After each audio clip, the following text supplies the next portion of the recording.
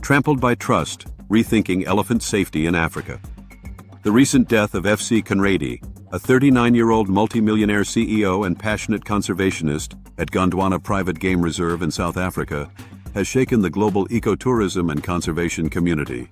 Conradi, known for his deep affection for wildlife, especially elephants, was fatally trampled by a 6-ton bull elephant while trying to guide the herd away from tourist lodges. This is not an isolated event. In fact, it marks the second deadly elephant attack at the same reserve in just over a year, and it adds to a disturbing trend of fatal elephant encounters in safari parks across southern Africa. From tourists to rangers to conservationists, elephants, long considered noble symbols of African majesty, are increasingly posing deadly risks.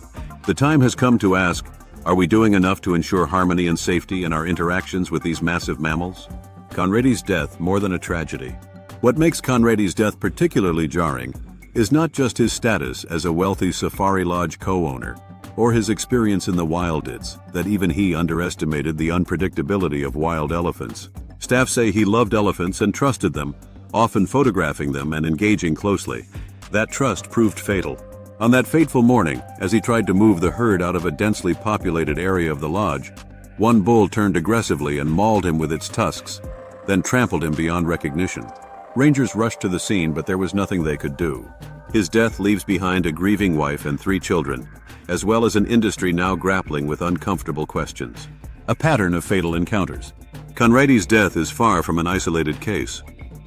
In 2023, David Kandela, a staff member at the same Gondwana Reserve, was killed in a gruesome attack by an elephant reportedly once used in a circus.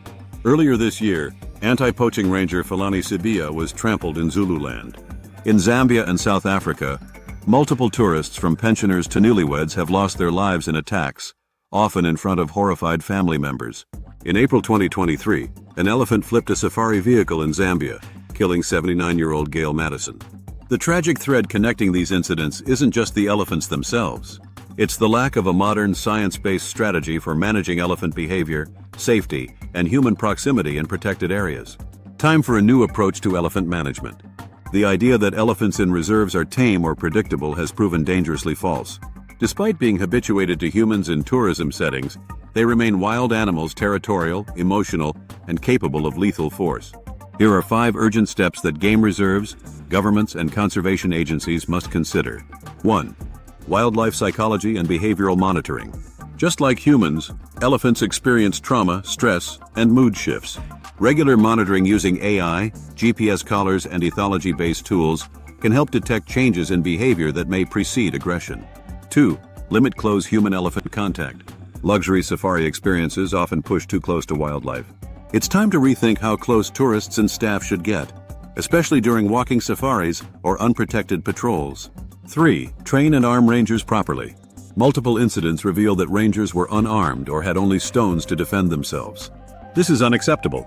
Rangers need access to non-lethal deterrents like sound cannons, bear spray, and if necessary, firearms for emergencies. 4. Transparent incident reporting and accountability. Gondwana's management reportedly ordered silence after the latest incident. This must end. Transparent investigations, staff protections, and public reporting are crucial to learning from tragedy and avoiding future ones. 5. Restructure human-wildlife boundaries. If elephant herds frequently enter lodge areas, it suggests overlapping zones that need to be restructured with clear ecological boundaries, fencing where necessary, and redirected migration corridors. A crisis of conservation ethics. Ironically, many of these elephants were rescued or rehomed in the name of conservation, including Bonnie, a former circus elephant implicated in Kandela's death.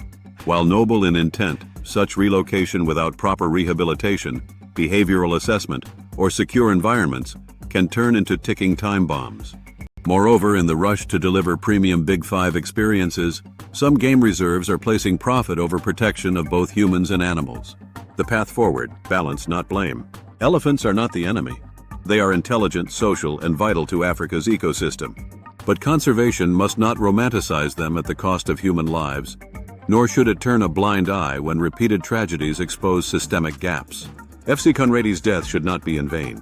As a leader in ecotourism who loved elephants, he would have likely supported any effort to create a new, humane, and science-based elephant-human coexistence strategy, one that respects the wild, protects people, and preserves Africa's iconic giants.